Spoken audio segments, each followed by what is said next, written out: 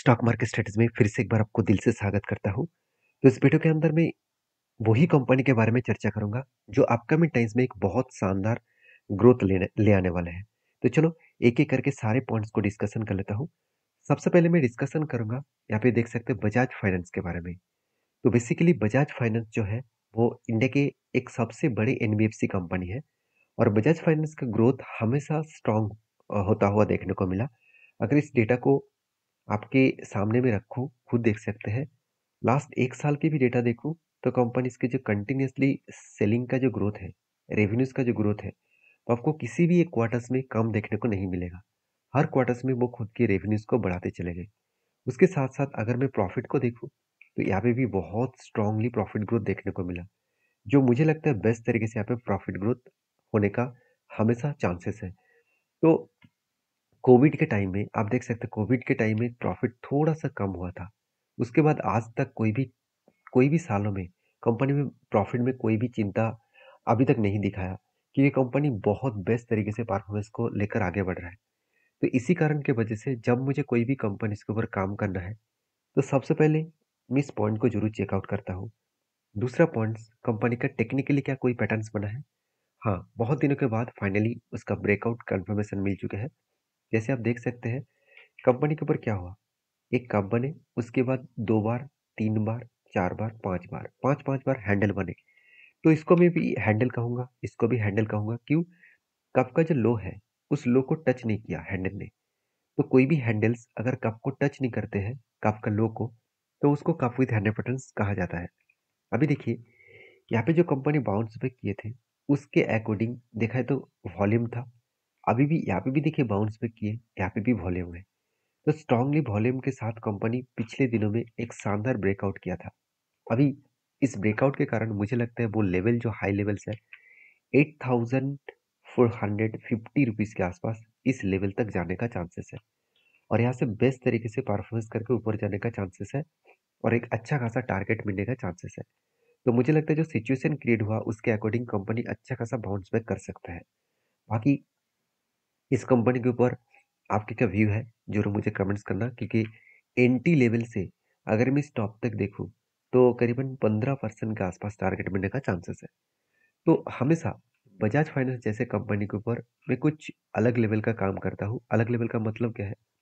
मैं हमेशा ढूंढता हूँ इसका टॉप लेवल कहाँ पे है और इस टॉप लेवल से अगर कंपनी 20% करेक्शन हो जाए तो वहाँ पे एंट्री लेता हूँ। तो यहाँ पे कितना करेक्शन हुआ? 20%। वो कब का हुआ? इस दिन में। तो फाइनली देखिए इस दिन में कंपनी का 20% करेक्शन हुआ। तो यहाँ पे एक एंटी बना है। मैं इस एंटी को मार्किंग कर लेता हूँ। एक अलग स्ट्रेटेजीज है। कोई भी large cap blue chip type और वो भी बेस्ट परफॉर्मेंस करने वाला कंपनी अगर आपको 20% करेक्शन दिखे तो आपको सबसे पहले वो मार्किंग कर लेना है। तो टॉप लेवल से 20% तक मार्किंग कर लेना और आपको करना क्या है? इस लेवल से जब भी 20% अपट्रेंड दिखे तब एग्जिट लेना है। मतलब यहाँ पे मैंने क्या किया? इस जगह से एग्जिट कहाँ पे हुआ? एक्चुअली मुझे एग्जिट मिलेगा 20% मिलने के बाद। तो मुझे कुछ इस तरीके से लेवल में एग्जिट मिलने का चांसेस है। तो इसके लिए मैं इंतजार कर रहा हूँ क्योंकि मुझे बेस्ट तरीके से एक टारगेट मिलने का चांसेस है। मैं थोड़ा सा यहाँ पे कलर को चेंज कर देता हूँ। अभी आपको समझने में आसानी होगा। देखिए अभी ठीक है। तो जो यहाँ पे इस लेवल तक इसका एंट्री बने थे और इसके अकॉर्डिंग यहाँ तक इसका टारगेट बनेगा और मुझे लगता है बेस्ट तरीके से टारगेट मिलने वाला है क्योंकि सर 200 दिन ही हुआ है।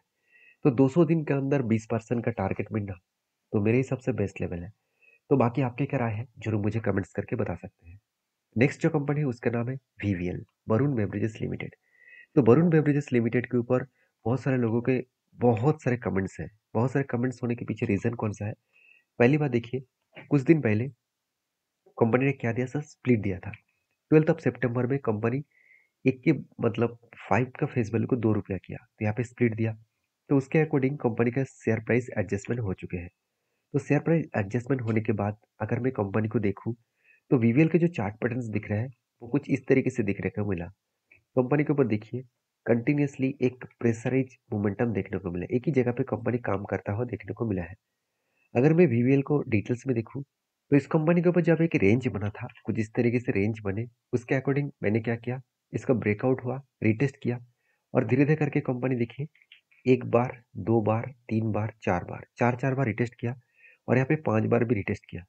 और इसके लिए मैं कंटिन्यू करूंगा क्योंकि इसका जो टॉप लेवल का जो टारगेट लेकर चल रहा हूँ 1:3 रेशियो का टारगेट लेकर चल रहा हूँ।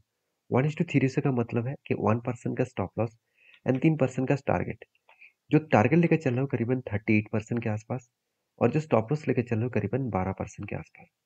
तो ओवरऑल मुझे लगता है थोड़ा थोड़ा करके यहाँ पे कंपनी एक ही रेंज के ऊपर काम कर रहा है। इस हाई लेवल को अगर ब्रेकआउट करे, जो लेवल निकल कर है 663 के आसपास, तो एक अच्छा खासा धमाका टारगेट हो सकते हैं। तो इसमें बहुत सारे लोगों का डाउट भी होगा कि सर इस तरीके से तो टारगेट आपने पहले नहीं दिखा था, तो ये कहाँ से आ गया? तो एक्चुअली जब कंपनी का स्प्लिट होने से पहले जब एनटी बना था, तो उसका रेंज सेम टू सेम बने थे। फिर प्राइस का थोड़ा सा डिफरेंस था, क्योंकि तब 1100-1200 के ऊपर चल रहा था। आज इसका प्राइस 600 के आसपास चल रहा है। तो ये प्राइस एडजस्टमेंट हो गया जब शेयर का स्प्लिट किया गया। तो यहाँ पे चिंता करने का जरूरत नहीं है। अगर आपने उस स्ट्रेटेजीज के बेसिस में एंट्री लेकर रखा है तो आपको स्प्लिट मिला है, और स्प्लिट के अकॉर्डिंग आपको एक्स्ट्रा बेनिफिट भी मिला है। तो उसके अकॉर्डिंग यहाँ पे टारगेट मिला है, उस लेवल तक मैं जरूर यहाँ पे कंटिन्यू करूंगा, क्योंकि मुझे भी स्प्लिट मिला है इस कंपनी के ऊपर, एक्स्ट्रा शेयर मिला है। तो उसके अकॉर्डिंग मैं कंटिन्यू करूंगा इस हाई लेवल तक। जो लेवल निकल कर आ रहा है करीबन 752 के आसपास, 752 के आसपास इसका रेंज निकल कर आ रहा है। तो वीवीएल के ऊपर मैं पॉजिटिव क्यों हूँ, उसके पीछे रीजन देख लीजिए। कंपनी के सेल्स का ग्रोथ के बारे में बात करूँ तो रेवेन्यूज बहुत स्ट्रांगली ग्रोथ हुआ, और प्रॉफिट के ग्रोथ के बारे में बात करूँ, देखिए प्रॉफिट भी बहुत हाईली ग्रोथ हुआ। सेल्स का ग्रोथ तो ज़्यादा ही है, प्रॉफिट का ग्रोथ भी बहुत स्ट्रांग है। तो रेवेन्यूज बहुत स्ट्रांगली ग्रोथ हुआ, और प्रॉफिट भी फिर से बिग बाउंस रिकवरी किया। जो दिसंबर क्वार्टर में बहुत बुरी तरीके से खराब हुआ था, उसको फिर से रिकवरी भी किए हैं। तो क्वेश्चन ये है कि दिसंबर में खराब क्यों हुआ था? देखिए कंपनी का जो प्रोडक्ट है, बहुत बार मैं बोल चुका हूँ कि कोल्ड ड्रिंक्स ज़्यादा से ज़्यादा बेचते हैं। तो कोल्ड ड्रिंक्स का जो बेचना वो कम हो जाता है, कम सर्दी के टाइम में, और दिसंबर मंथ में इंडिया में सर्दी होते हैं। तो उस टाइम में कोल्ड ड्रिंक्स बहुत ज़्यादा बेचा नहीं जाता है, तो इसलिए कंपनी के रेवेन्यूज में एक इम्पैक्ट आते हैं। तो आपको हमेशा याद रखना है, अगर आप इस तरीके से कंपनी के ऊपर काम करना चाहते हैं तो आपको ईयरली बेसिस ग्रोथ को देखना चाहिए, जहाँ पे आपको कभी भी प्रॉफिटेबिलिटी ग्रोथ कम नहीं दिखेगा, जहाँ पे आपको कभी भी रेवेन्यूज ग्रोथ कम नहीं दिखेगा। तो एक खासियत है इस कंपनी का। बाकी आपकी क्या राय है जरूर कमेंट्स करके बताना। नेक्स्ट जो कंपनी उसका नाम है ओलेक्ट्रा गिनटेक। देखिए ओलेक्ट्रा गिनटेक बेसिकली बस मैन्युफैक्चरिंग कंपनी है, और बस मैन्युफैक्चरिंग कंपनी के ऊपर थोड़ा सा प्रेशराइज बनता हुआ देखने को मिले, क्योंकि टाटा मोटर्स भी बहुत ज़बरदस्त काम कर रहा है इलेक्ट्रिक बसेस बनाने के ऊपर, अशोक लेलैंड भी कर रहा है, साथ ही साथ और भी बहुत सारे कंपनीज इस फील्ड में उतर चुके हैं। तो उनमें से एक नया प्लेयर्स का नाम देखने को मिला, इजी ट्रिप माई प्लानर। तो इजी ट्रिप प्लानर जो कंपनी है, इजी माई ट्रिप, आप कंपनी को जानते हैं। तो वो कंपनी बस मैन्युफैक्चरिंग करेंगे, वो भी ईवी बसेस। तो सोचिए इस फील्ड में अगर ज़्यादा कंपटीशन बढ़ जाए तो कंपनी के ऊपर तो एक प्रेशराइज बनेगा। उसके अकॉर्डिंग बात करूँ तो इलेक्ट्रिक इंटेक के ऊपर थोड़ा सा प्रेशराइज इसीलिए बना है। ये चार्ट को देखेंगे तो आपको खुद पता चलेगा कि हालत क्या है।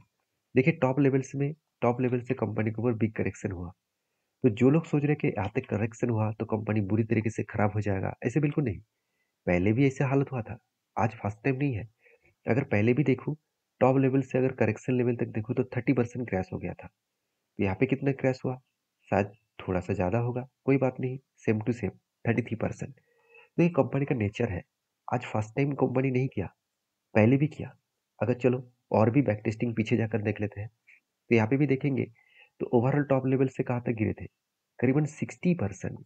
तो क्या उसके ऊपर रिकवरी नहीं हुआ? जरूर हुआ।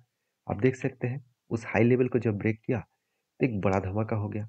इस हाई लेवल्स को जब ब्रेक किया, तब उस हाई लेवल ब्रेक करने के बाद वहां से कंपनी 126% तक जंप किया। तो 60% का करेक्शन हुआ था। जो लोग कंपनी को सही तरीके से एनालिसिस करके बने रहे तो उसका डायरेक्टली फायदा हुआ। जो लोग बेकार कंपनी कहकर निकल गए तो उसको फायदा कभी नहीं मिलेगा। तो इस कंपनी के ऊपर मैं बुलिश हूँ, क्योंकि इस कंपनी के ऊपर मुझे 30% करेक्शन दिखा, और उसके बीच में मुझे एक स्ट्रांगली सपोर्ट लेवल भी दिखा, क्योंकि ये जो लेवल है, देखिए यहाँ पे एक रेजिस्टेंस था, उस रेजिस्टेंस को ब्रेक किया, ऊपर गया, तो वही लेवल इस कंपनी के लिए सपोर्ट बनेगा। तो क्या किया कंपनी, देखिए धीरे धीरे करके नीचे आए, यहाँ पे सपोर्ट क्रिएट किया, और भी एक नीचे आ रहा है, और भी एक सपोर्ट क्रिएट कर सकते हैं। तो कंपनी देखिए बार बार अभी इस सपोर्ट लेवल को और रेजिस्टेंस लेवल को फेस कर रहा है। तो जब इस हाई लेवल तो कंपनी ना यहाँ पे जा पाए, तब तक मैं इंतजार करूंगा। बाकी इस इलेक्ट्रिक इंटेक के ऊपर आपके क्या व्यू है जरूर कमेंट्स करना, क्योंकि कंपनी में दम है इतना तो मुझे देखने को मिला, क्योंकि सेल्स एंड प्रॉफिट ग्रोथ तो ठीक ठाक ही है। जिस तरीके से बाकी ऑटो सेक्टर काम कर रहा है उसी तरीके से इस कंपनी भी काम कर रहा है। तो इलेक्ट्रिक इंटेक के ऊपर आपको फोकस रखना जरूरी है। बाकी आपकी क्या राय है जरूर मुझे कमेंट्स करके बता सकते हैं। नेक्स्ट जो कंपनी है उसका नाम है, आप देख सकते हैं उसका नाम है राजश्री पॉलीपैक लिमिटेड। तो राजश्री पॉलीपैक लिमिटेड के ऊपर बड़े अपडेट यही है कि कंपनी के ऊपर स्प्लिट देने वाले हैं। तो 18 तारीख को कंपनी हर एक के बदले आपको 2 शेयर देने जा रहे हैं, क्योंकि इसका फेस वैल्यू 10 रुपये था, वो 5 रुपये बनने जा रहे हैं। ये था कंपनी का अपडेट। वीडियो में जानकारी अच्छा मिले तो प्लीज़ लाइक करना, चैनल को सब्सक्राइब भी करना। Thank you.